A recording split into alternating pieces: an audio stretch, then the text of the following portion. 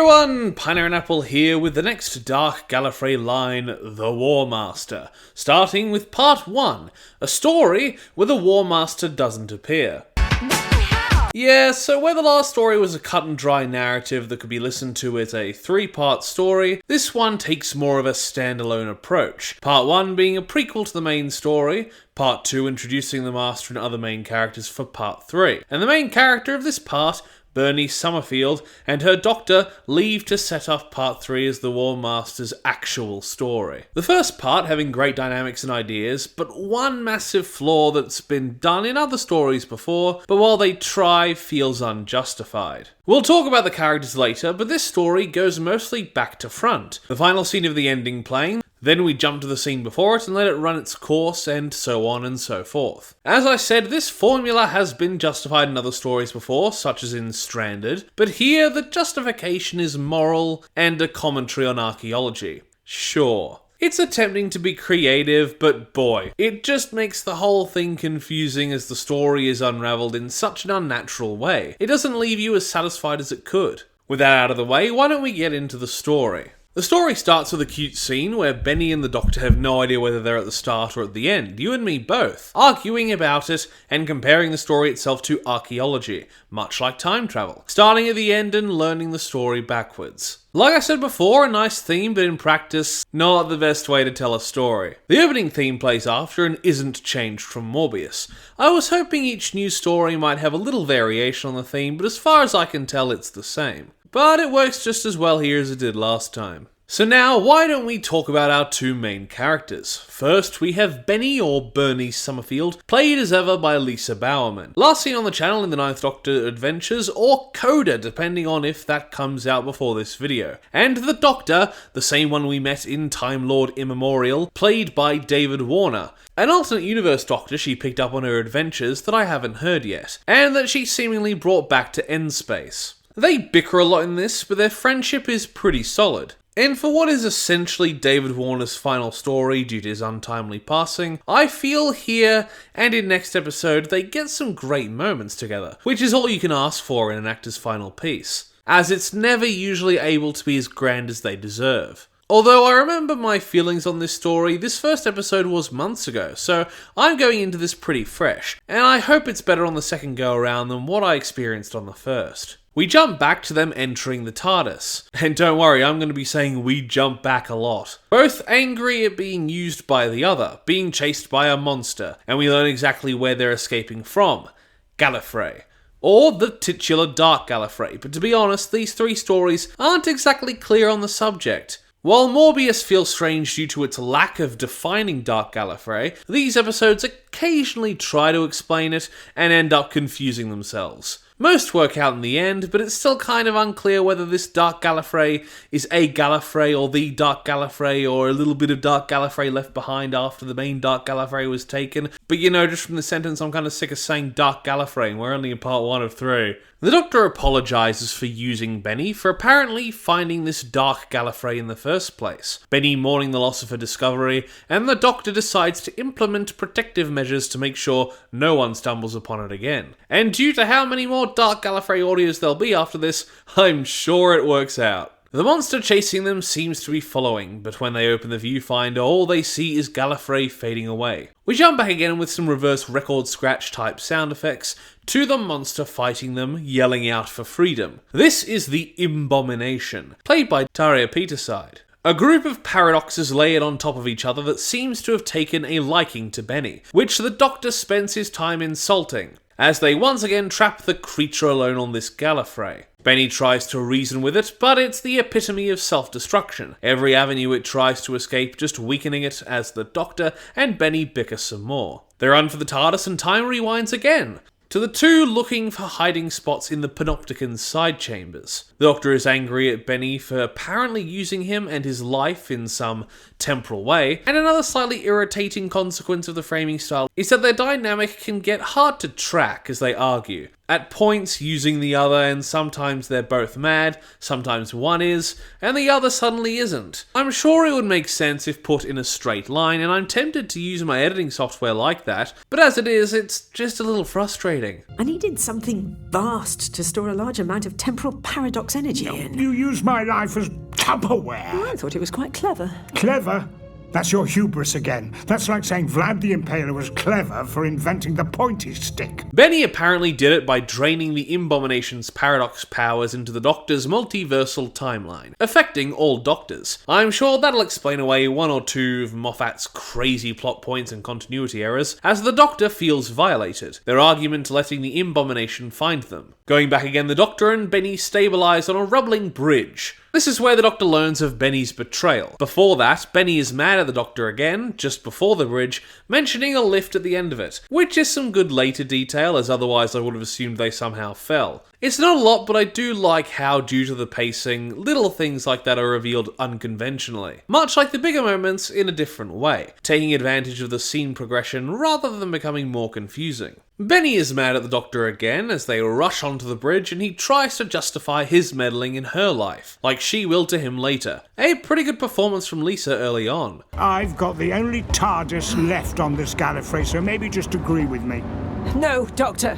What you did was cruel. You played on my... Hubris? Don't list people's faults on a high walkway. You played on my pride. I just wanted to make one discovery.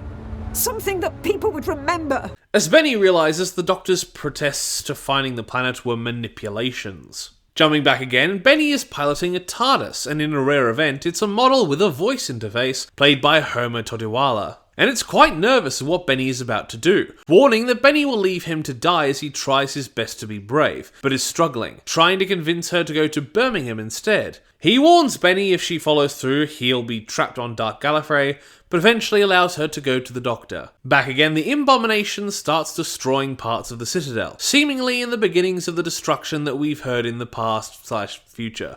What the hell am I even calling the reverse progression here? Dark Gallifrey Days of Future Past? The statue destroying of old presidents is more symbolic, as the Imbomination seeks to destroy this Gallifrey and raid Endspace. Vengeful at Gallifrey. But if the Doctor theorises this wasn't even a Gallifrey to start with. Jesus, that's what I was talking about earlier. I know it's Doctor Who, but I'd like a straight answer every once in a while. The Imbomination wants to leave the same way the Doctor came in, as he quotes Matthew 19:24. The Imbomination somehow connects to Benny, planning to use her as a vessel. But as Benny arrives to save the Doctor, we jump again. Benny in the TARDIS bay is looking for the Doctor, but she hasn't got the right TARDIS. She's back in the talking one, which she takes some time to get her head around. The TARDIS apparently found her falling through her own time stream, picking her up as time demanded it. The TARDIS strangely goes from snarky to frigid, ready to crush himself to nothing in hopes of avoiding the situation. Benny only just managing to convince him to help her before murdering himself. Back again, Benny stands over Ace's dead body. Lovely. Apparently seeing a lot of similar visions, and not just Ace's multiple deaths, which is a canon mindscrew in itself, which I'm told is very alike to the Piskin paradox. And I have to say, with such a small cast for this story, and only 2 real main characters, Lisa can really carry a scene on her own. Of course, with the great words penned by James Goss. Benny tells us the Imbomination is sending her to these tragic points in her timeline to screw with her so she can't get the upper hand. A pretty creative torture method, after a fucking strange reference to the famous for being famous protester Greta Thunberg. The vocal TARDIS making his appearance, ready to disappoint Benny. Back again, we get another great scene with Benny, far before she got used to all the death visions, as she sits, crying, holding on to who we learn in the next time jump is her mother who died, buried in Dalek bombardment. Her desperate scraping interrupted as the Doctor tries to snap her out of the obviously fake vision, causing her to lash out. It's heartbreaking. Especially when the Doctor starts pointing out that the scene is inconsistent, feeding the Imbomination. You've never offered to bring me back here once. Because... Don't give me the long words. Because it would break your heart and mine. As much as I want it to, time travel doesn't work this way. Back again, we see the beginning of the vision, as Benny tries to help the younger version of her get to safety, trying to stop herself from blaming herself for her mother's death, her mother having gone back to get a toy, leading to her demise. It's a short scene compared to the last 2, but still very heartbreaking, and well acted. I just wish the beginnings of it felt a little more naturally written. Going back to the Doctor, he's in a council meeting along with the Abomination. He criticises them, still unsure why this Dark Gallifrey exists, and theorising all Gallifreys end in death eventually, and revealing the Abomination's existence as a group of living paradoxes, needing Benny to take on the responsibility as she leaves. The Doctor trying to take her place, but the creature only allows him to talk to Benny, resulting in the vision of him that she shooed away as her mother died. Back again, the Abomination confronts Benny, who just so happens to be floating high in the air, the creature being fed by the disparity between the possible dead Benny and the now alive Benny, playing with her as she can see the Doctor all the way down into the Panopticon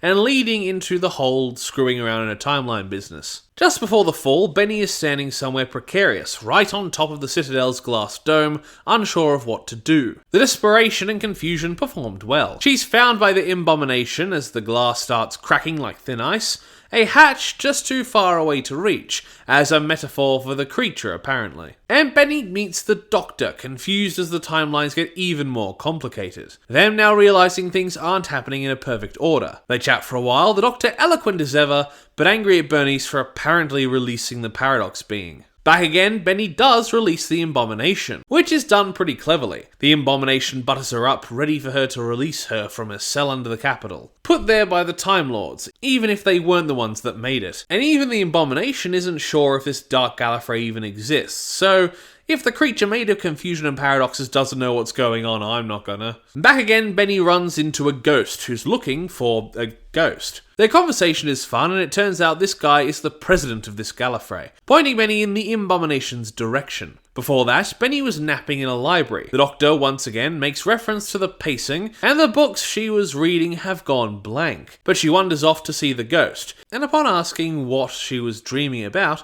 we jump back to when she was sleeping, imagining she was President Bernice Summerfield Trelunda, which is a great Romana gag, as she weaponizes time torpedoes against her enemies. Going back again, we get very confused as she runs away from the book, and in front of the Panopticon she implores the Time Lords to use the Abomination against Morbius, which is a good reference, but if that's supposed to be something deeper, I'm really not sure what it means, or how/if it relates to the Morbius story. It turns out the book was about Benny, a living book that tries to whisper the ending to her, like many Gallifreyan books apparently do, and she finds the Abomination's key in the book. Meanwhile, the Doctor is feeling off as Benny runs off to the library, and before that, the two both feel off-put as they enter this Gallifrey. As we hear how they arrive, the Doctor's still not helping us realise what this Gallifrey really is, as Bernice is ready for it to make her name in the archaeology sphere. Before they landed, Bernice likens Dark Gallifrey to dark chocolate, which I love to hear, as they theorise this Dark Gallifrey is a manipulative multi-dimensional being. The Doctor makes sure we know there's a hole where they enter Dark Gallifrey, and jumping back yet again, Bernice tells the Doctor that they can find Dark Gallifrey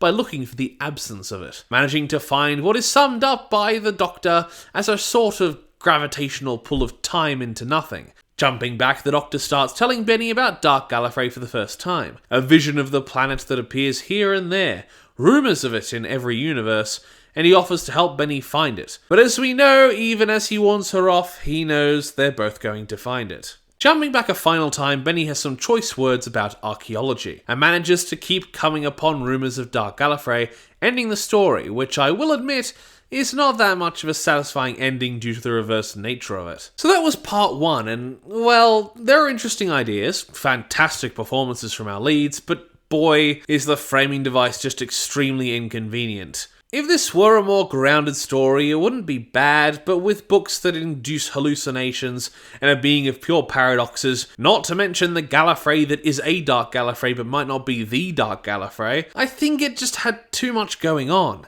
But if you're coming at this with a different headspace to mine, you might get more out of it than me. But even if I couldn't stand the framing device in this particular story, I do have to commend it for not being out of a lack of creativity. The timeline adds to the whole theme of this part, archaeology. Of course, the age-old, do you touch the old thing that might kill you just for knowledge, but that happens a lot in this universe. But also the relation of how archaeology works, finding the most recent parts first, and the rest after, much like we learn about what happened in the story. It's a clever idea, but I still don't think it worked. The most favourable thing I can call this story is overambitious, as it's clear there is a lot of effort in all angles put in, but unfortunately the final product isn't as groundbreaking as I wished. And of course there's the point to be made that it's a little flawed as the first part of The War Master doesn't feature the titular character. So I'll give The War Master Part 1 by James Goss a 5.5 out of 10. It pains me a little to put it so low, but we have greater things to come in the next 2 parts.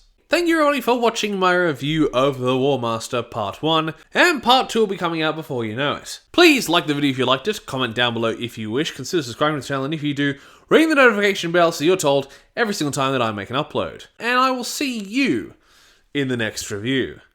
Bye! Toast. A little piece of toast. Because there's so much to choose from. There's brown bread, white bread, all sorts of wholemeal bread. It comes in funny packages with writing on the side.